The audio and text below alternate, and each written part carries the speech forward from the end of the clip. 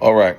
So this is the home stretch on the first chunk of Sasha's interview, and I'm really, my intention is to get through it all as quickly as possible. And once I get through the second chunk, the subsequent chunks are smaller, so it'll be quicker. But I'm really going to need to take a bit after this, right? But I mean, this is more like kind of the Animal House ending of the first chunk of Sasha's interview, because basically Sasha then goes on to explain that afterwards, as punishment for what he did to Trump, and apparently Trump had to be like medevaced out from the farm. And realistically, if Trump had a tent stake kicked up his ass, honestly, that thought's going to keep me smiling every time I see him. It's going to keep me smiling.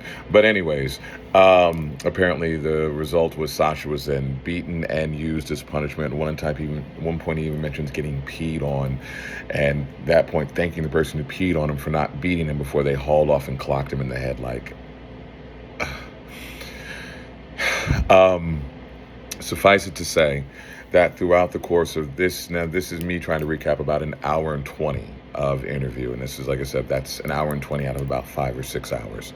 There are numerous mentions of things that would, for further corroboration.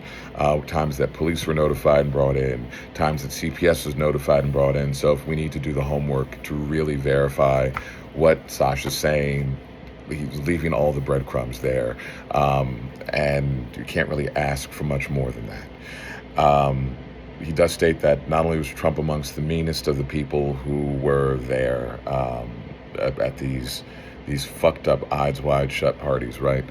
But that's not the only death that he saw, right? Like, he saw basically humanity at its worst and survived it. And it seems like, according to Sasha, Trump facilitated Epstein, that Epstein was more of a Trump employee than a homeboy. You know what I'm saying?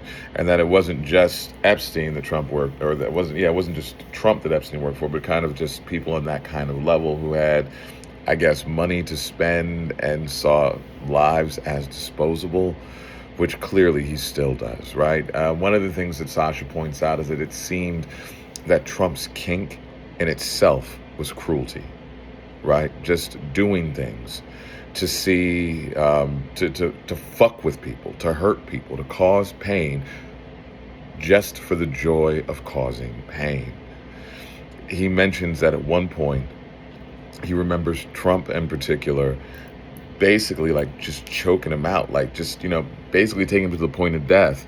And then he'd come back to again, and then Trump would do it again, and then pass out and come back to again, and just kept doing it. And Sasha said in the moment, he thinks he was just fucking with him, but at that moment, you don't know whether or not you're going to die. I mean, shit.